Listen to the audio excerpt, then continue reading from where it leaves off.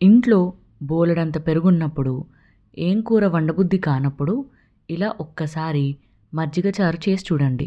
నోటికి చాలా చాలా రుచిగా, కడుపుకి ఎంతో హాయిగా ఉంటుంది. మరి ఈ రెసిపీని సింపుల్గా ఎలా చేయాలో ఈ వీడియోలో చూసేద్దాం రండి. మరి ముందుగా 300 to 400 గ్రామ్స్ పెరుగుని ఒక బౌల్లోకి తీసుకోవాలి. ఇందులో ఒక హాఫ్ గ్లాస్ వాటర్ని యాడ్ చేసుకోవాలి. మంచిగా పెరుగంతా పల్చగా అయ్యేదాకా చిలకాలి.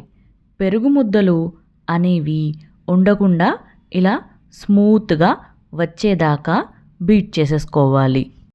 ఇప్పుడు ఒక మిక్సీ జార్లో 2 నుంచి 3 పచ్చిమిర్చి, అలాగే కొంచెం అల్లం కూడా యాడ్ చేసి మిక్సీ పట్టుకోవాలి. ఇప్పుడు ఒక ప్యాన్లో ఆయిల్ యాడ్ చేసుకొని, ఆయిల్ హీట్ అయిన తర్వాత కొంచెం వెల్లుల్లి ముక్కలు, అలాగే 2 ఎండుమిర్చి వేసుకోవాలి. తర్వాత కొంచెం శనగపప్పు, అలాగే కొంచెం మినపప్పు కూడా యాడ్ చేసుకోవాలి. అలాగే కొద్దిగా జీలకర్ర మరియు ఆవాలు కూడా వేసుకోవాలి. ఇప్పుడు చిటికెడు ఇంగువ, అలాగే కొంచెం మెంతుపొడి కూడా వేసుకోవాలి. తర్వాత కొద్దిగా కరివేపాకు కూడా యాడ్ చేసుకొని లైట్గా ఫ్రై అవ్వనివ్వాలి. ఇప్పుడు చిన్నగా చాప్ చేసుకున్న ఆనియన్ ముక్కల్ని కూడా యాడ్ చేసుకోవాలి. ఆనియన్స్ని మరీ ఎక్కువగా ఫ్రై చేసుకోకూడదు, చాలా లైట్గానే ఫ్రై చేసుకోవాలి. తర్వాత కొద్దిగా పసుపు, అలాగే రుచికి సరిపడా ఉప్పు కూడా యాడ్ చేసుకొని బాగా కలిపి ఇంకొంచెం వేగనివ్వాలి. ఇప్పుడు మిక్సీ పట్టిన పచ్చిమిర్చి పేస్ట్ని కూడా యాడ్ చేసుకోవాలి. పచ్చివాసన పోయేదాకా వేయించుకోవాలి.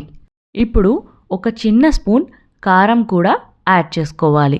అంతా మంచిగా వేగిన తర్వాత స్టవ్ ఆఫ్ చేసుకొని మాత్రమే మజ్జిగని ఇందులోకి యాడ్ చేసుకోవాలి.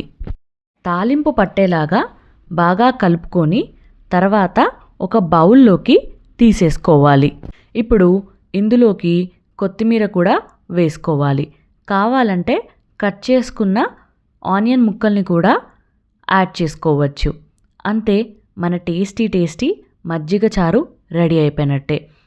అన్నంలో వేసుకొని తింటే అబ్బా ఎంత తృప్తిగా ఉంటుందో. మీరు కూడా ట్రై చేసి ఎలా ఉందో కామెంట్ చేసేయండి. మీకు మా రెసిపీస్ నచ్చినట్టయితే లైక్ చేసి సబ్స్క్రైబ్ చేయండి. మరికొన్ని మంచి రెసిపీస్తో మీ ముందుకు వస్తాం.